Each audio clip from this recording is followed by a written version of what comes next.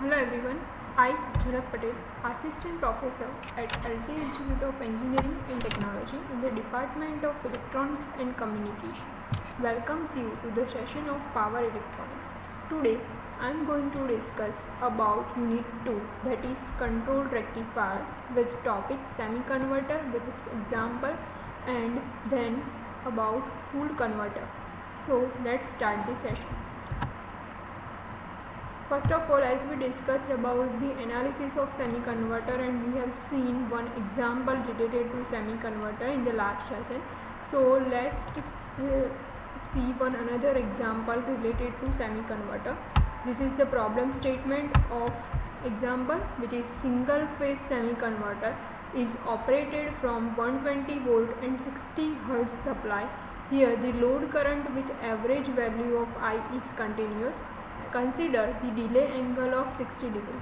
Here calculate first harmonic factor HF, then the displacement factor DSF, input power factor PF, and input current.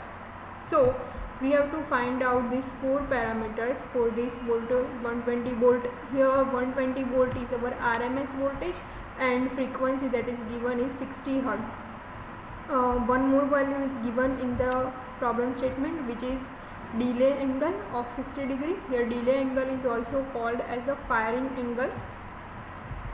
Now first of all, the harmonic factor is to calculate the harmonic factor. First we have to find out the RMS value of supply current and supply current's fundamental component, because as we have seen in the analysis of the semiconverter that the harmonic factor depends on two values, that is current value for the fundamental component and supply current value. So first of all, let's find out the current value for RMS current, that is IA into I0 into 1 minus pi by 3 upon pi raised to 1 by 2.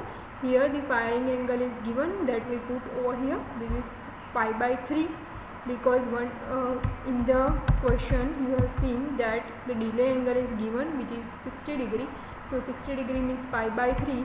So over here we have put this pi by 3 upon pi raised to 1 by 2. If we simplify this, then we get the current value as 0.8167 IA. Now for the RMS value of fundamental current component, it is given by the fundamental component like 2 root 2 into maximum value upon pi into cos alpha by 2, where alpha is called as a firing angle. Now if we put the values over here, then it will becomes 2 root 2 IA as it is upon pi cos alpha by 2. Here the firing angle value which is given is 60 degree. So 60 degree divided by 2, which becomes cos 30 degree. So if we solve this equation, then we get the answer 0.7796 IA. Now over here you can see that both the values are in the multiplication of IA. That's why here we can take the ratio, and if we take the ratio, then this IA and IA will cancel out. So it will become like this. Now the harmonic factor is given by IS RMS upon IS1 RMS square minus 1 raised to 1 by 2. We already have the values of IS RMS and IS1 RMS in the last slide. So let's put the values over here. So we get 0.8167 into here multiplication. In the multiplication, one term IA is there. Again in the denominator part IS1 RMS, here also the multiplication term IA is present.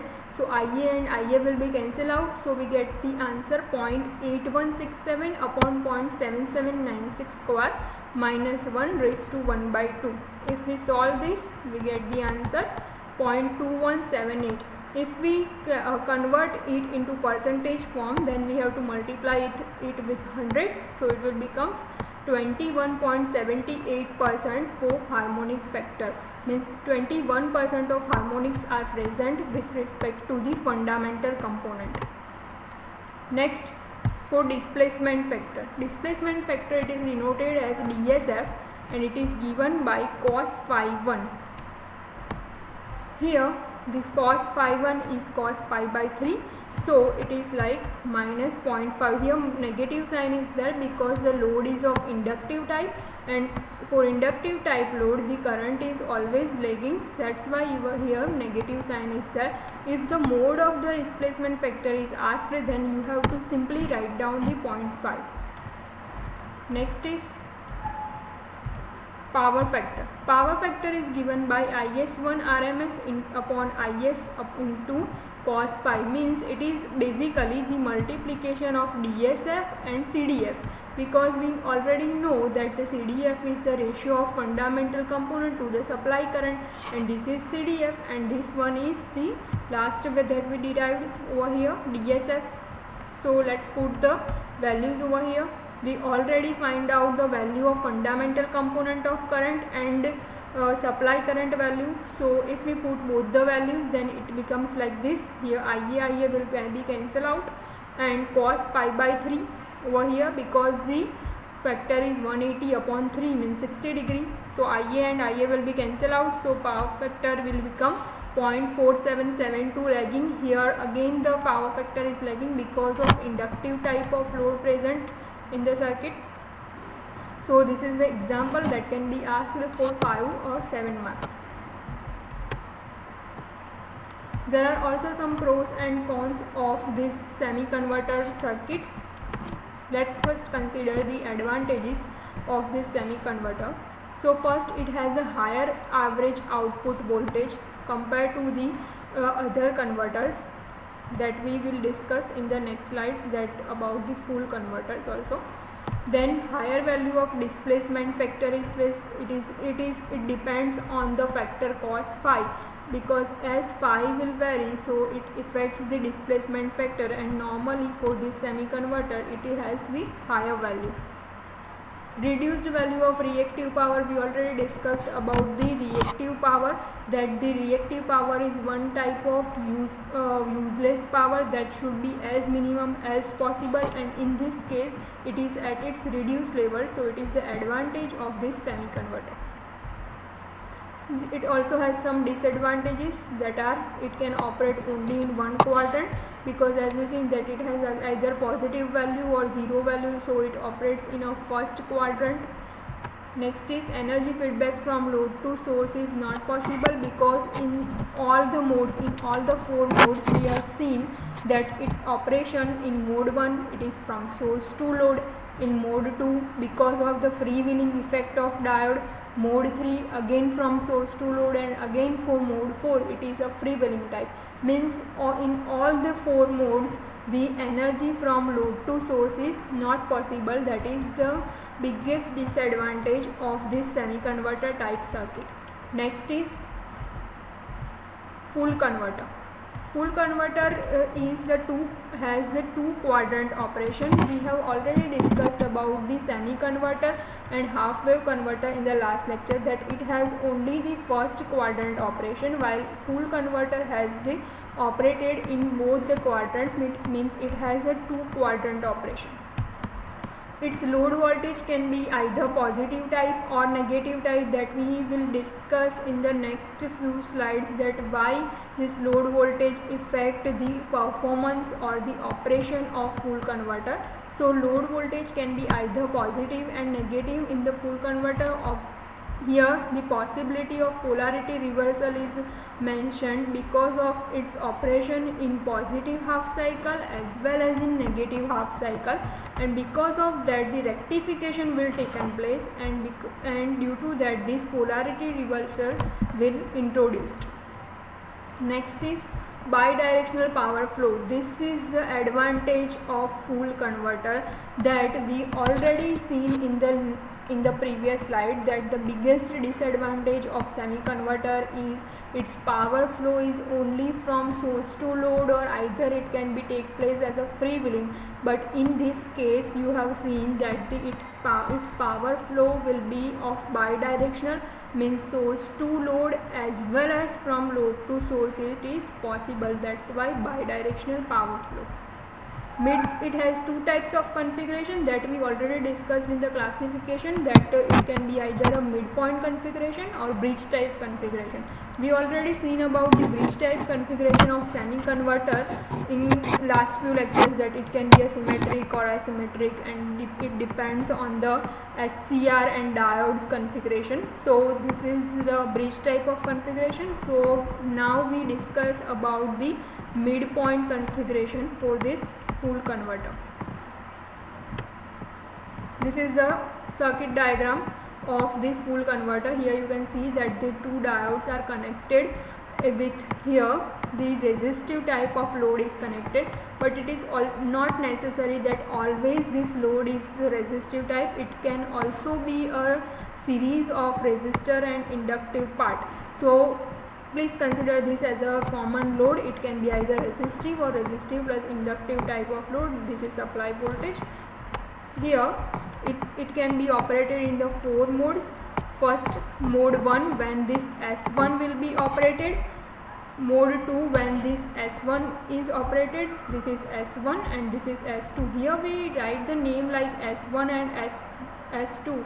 If we connect the SCRs over here, we can also connect over here the diode, but because of it is one type of controlled rectifier, that's why over here we write SCR1 and SCR2. So in mode 1 and mode 2 we write that SCR1 will operated, and in mode 3 and mode 4 SCR2 will be operated. So let's see the operation for this. So as you see that it operates in a 4 types of modes. So in case of mode 1, its operation is from theta to pi. In case of mode 2, from pi to pi plus theta. In case of mode 3, from pi plus theta to 2 pi. 2 pi to 2 pi plus theta. Here this theta is nothing but the firing angle or delay angle. It can also be denoted as alpha. So alpha to pi, from pi to pi plus alpha, from pi plus alpha to 2 pi, and 2 pi to 2 pi plus alpha, and accordingly this conducting device will be changed. Like in mode 1 SCR1 will operate, in mode 2 SCR1 will operate, and in the remaining modes SCR2 will be operated. In all the modes the load current will be positive, but load voltage will be changed positive or negative. Here you can see that the direction of power flow can be a source to load type or load to source type. In both way it is possible because it is a bidirectional device. So now according to this operation, keep in mind we will see about the waveforms of the circuit. So first, in case of resistive load, if in the center tap or in a midpoint configuration, if the load is of resistive type, then the waveform is like this. We already discussed about this type of waveform in unit number 1 in the classification of power devices, that it is operated like this. After some firing angle, wave pulse will appear. Again after some firing angle, the wave pulse will appear.